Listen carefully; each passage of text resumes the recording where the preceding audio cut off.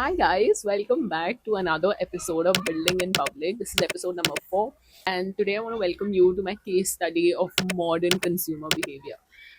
Yes, so recently I visited Public Garden Expo in Singapore, and what I saw completely flipped my understanding of what people want to buy in 2026.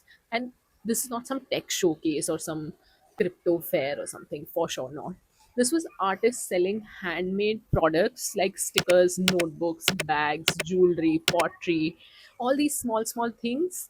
And they were hella cute. Like I felt like I want to be a kid and go and buy these products again. But that is the game changer.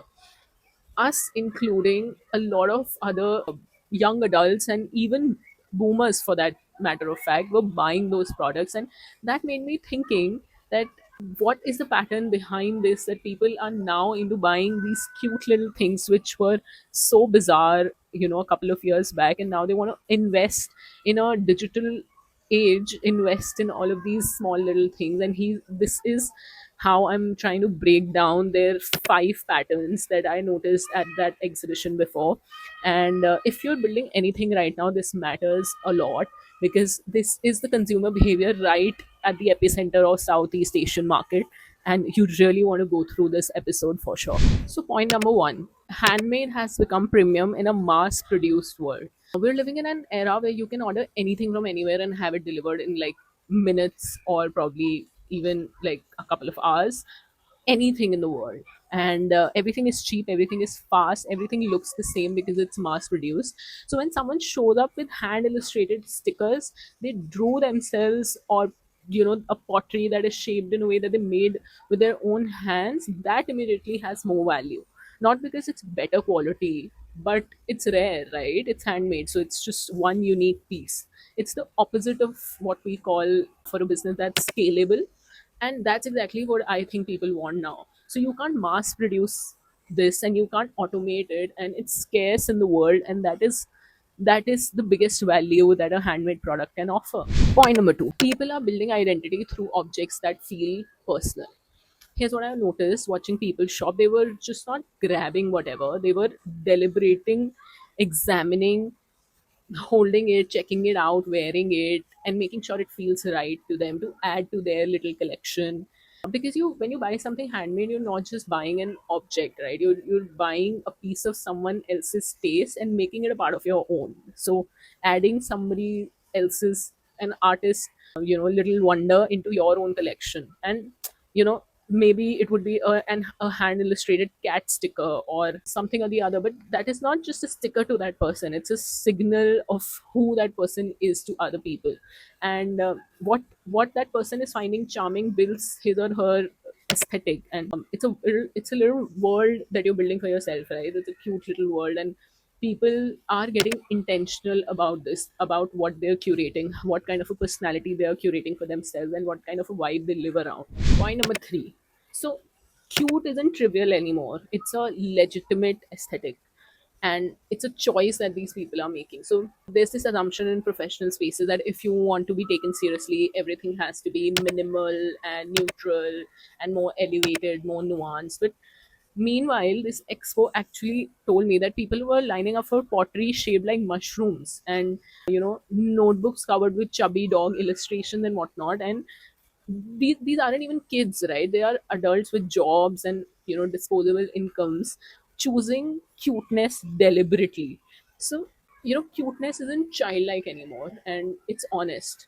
For a lot of people it's joyful even, and it's refusing to perform seriousness all the time, because that is what people do mostly at their 9 to 5 or in their working culture. So they want their professional life to feel extremely personal, cute, and joyous. And these corporate algorithms, these people really want to break out of it. Like I don't, probably a mentality that I don't want to buy stuff so that I look a certain way. I just want to own things that makes me personally happy, and that is what having cute stuff for yourselves defines you as a person, how honest you are, and how much you have defined your personal and professional lives, and you're not letting them overlap in a certain sort of a way, and you're living both lives independently and owning it, right? Point number 4, there's a real viable business in making small handcrafted things, and I'll tell you why. This is probably the most important pattern for anyone creating anything out there. These artists aren't running factories, right? They're not venture backed or something. They're just making things with their hands and selling them at markets and expos and exhibiting, be it stickers, jewelry, pottery, bags, anything. And they're making money, like real money out of it, and enough that this is how some of them make their living, also, I'm sure. So because the internet told us that you need to scale a business, you need to get a VC funding, build big, automate, reach millions of followers. This is what that expo taught me, that's completely different from what we're used to consuming. They believe in staying small, selling handmade, sell it to people who actually care about your product, and they'll cherish it whenever they use it or probably look at it. You don't need a million consumers. If 1,000 people are paying you fairly, that is something that you would value more than getting like millions of rupees in cash, or something that you're exploiting the environment for, the people for, and you're not really intentional about it. This is actually something that is of more relevance to this generation than any other. The final point, point number 5, taste is becoming the new currency. Not how much money you have, not what brands you can afford, and how well you can choose. The person who finds the perfect hand illustrated notebook from an artist no one else knows about yet, that's the flex now, because anyone can buy expensive things, but finding things that with character, with personality, with a story, that takes effort, that takes taste. And taste can't be bought, right? It has to be developed. You have to pay attention, you have to look at a lot of things and decide what works and what doesn't for you. So these handmade objects become proof of that, and proof that you didn't just scroll on Amazon and click and buy it.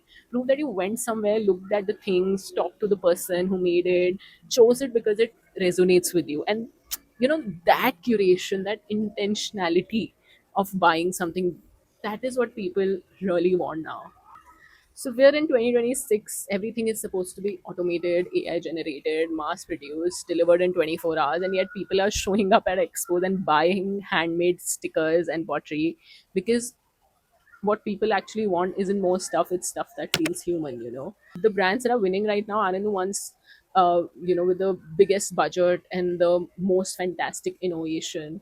They're the ones that feel more personal, that show the human behind the work, that aren't afraid to be small and specific and a little imperfect. That's the pattern. Humanity would win, not AI. That was something that intrigued me when I went to this expo.